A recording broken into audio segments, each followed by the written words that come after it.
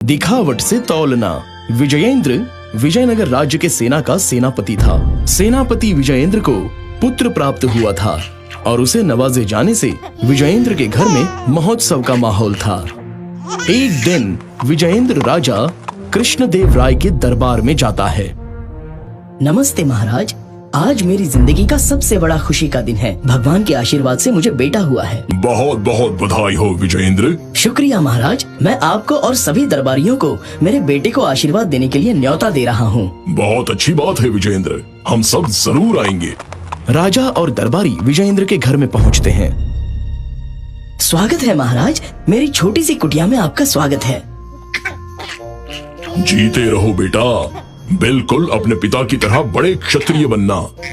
महाराज, इसके दिखावट से ऐसा लगता है कि ये अपने पिता से भी बड़ा क्षत्रिय बनेगा और वो इस पूरे राज्य का सबसे बड़ा क्षत्रिय कहलाएगा। आप कैसे कह सकते हैं कि ये अपने पिता से भी आगे निकल जाएगा?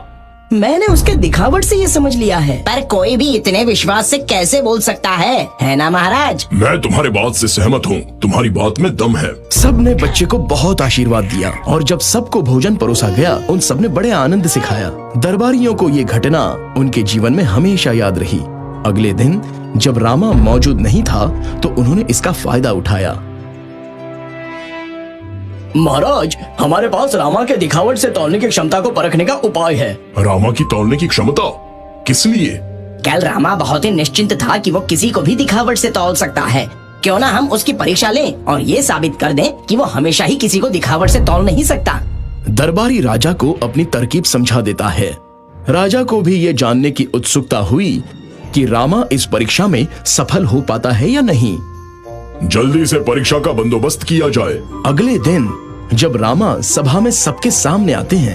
रामा, आज हम तुम्हारी परीक्षा लेने वाले हैं। आज हम देखेंगे कि क्या तुम वाकई किसी को दिखावट से तौल सकते हो। जी महाराज। हमने वो सामान मटके लटकाए हैं जिनमें से एक खोखला है और दूसरा ठोस सोने का है। आपको हमें बताना होगा कि इनमें से कौन सा ठोस है और वो भी बिना छुए। सबसे पहले तो रामा मटकों के नजदीक जाता है और उन्हें बहुत ही अच्छे से देखता है। दाईं तरफ जो लटकता मटका है वो ठोस सोने का है।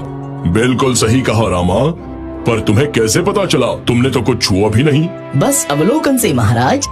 जो मटका ठोस सोने से बना है वो सिकड़ को ज्यादा खींच रहा है और दूसरा हिल डुल रहा है क्योंकि वो हल्का है।